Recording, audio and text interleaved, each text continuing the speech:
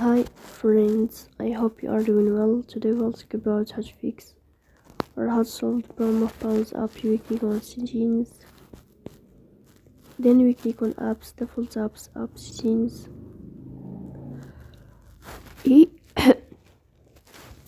Here you click on Pawns as you see, and you click. Then you click on first stop and you click OK. Here you will enter to storage.